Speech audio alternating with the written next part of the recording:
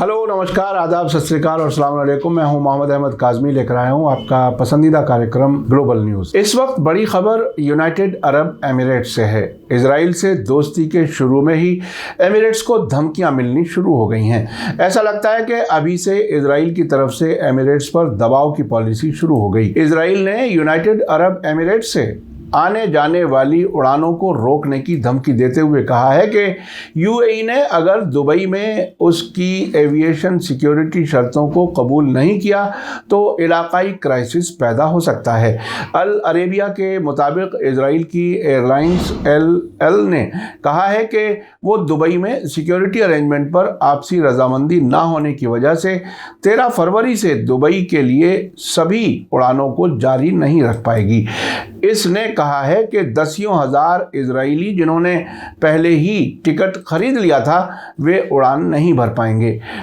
L airlines की तेल अवीव से दुबई के लिए नॉनस्टॉप उड़ानें और छोटी एयरलाइंस जैसे इसरायर और अर्किया इजराइल और यूएई के बीच ताल्लुकात कायम होने के बाद से मुसाफिर उड़ानें अंजाम दे रही हैं। तब से अब तक सैकड़ों हज़ारों इजरायली यूएई के बिजनेस सेंटर दुबई का दौरा कर चुके हैं।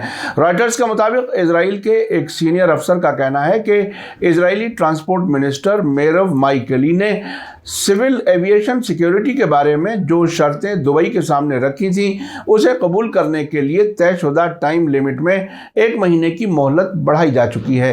एक इजरायली अफसर ने नाम नहीं जाहिर करने की शर्त पर वार्निंग देते हुए कहा है कि इजराइल यूएई के साथ अपने सिविल एविएशन रिश्तों को ख़त्म कर सकता है। इजरायली अफसर का कहना है कि अगर इजरायली एयरलाइंस अल अमीरात के लिए उड़ान नहीं भर सकती है तो अमीराती जहाज़ भी इजराइल में नहीं उतर सकेंगे।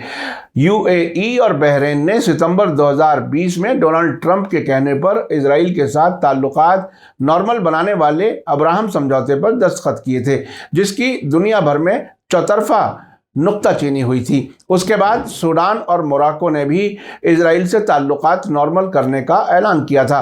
ताल्लुकात नॉर्मल होने के बाद से कई इजरायली जिम्मेदारों ने यूएई का दौरा किया है। हाल ही में इजराइल के प्रेसिडेंट इसहाक हर्जोग 2 दिन के एमिरेट्स के दौरे पर थे, जबकि यमन के हूथियों ने उनकी मौजूदगी में ही अबू धाबी पर हमला किया था।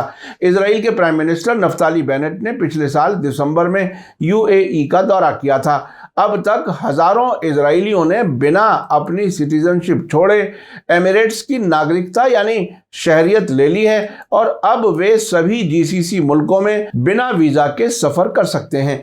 अब तक ऐसी रिपोर्ट्स भी आ चुकी हैं कि सऊदी अरब के मक्का शहर में यहूदियों ने प्रॉपर्टीज खरीदने का सिलसिला भी शुरू कर दिया है। एमिरेट्स के साथ ताल्लुकात कायम किए अभी सिर्फ 17 महीने हुए हैं और अब वही इजराइल जो ताल्लुकात नॉर्मल कराने के लिए अमेरिका से सिफारिश और खुफिया कोशिशें कर रहा था, उसी ने अब दुबई एयरपोर्ट पर सिक्योरिटी इंतजामात अपने मुताबिक कराने के लिए धमकियां देनी शुरू कर दी हैं। मेरा तो यकीन है कि जहां भी इजराइल और अमेरिका दोस्त के तौर पर पहुंचते हैं वहां अंदरूनी टेंशन और पड़ोसियों से जंग कराते हैं, जिसके नतीजे में दोस्त मुल्क को तबाह कर दिया जाता है। अब से पहले वियतनाम, इराक, लीबिया और अफगानिस्तान का तजर्बा हमारे सामने है।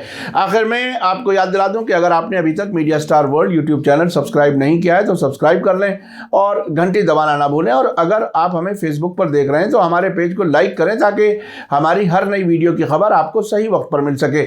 इसी के साथ मुझे दीजिए इजाज़त। ग्लोबल न्यूज़ का ये एपिसोड आपको कैसा लगा कमेंट्स में ज़रूर लिखें।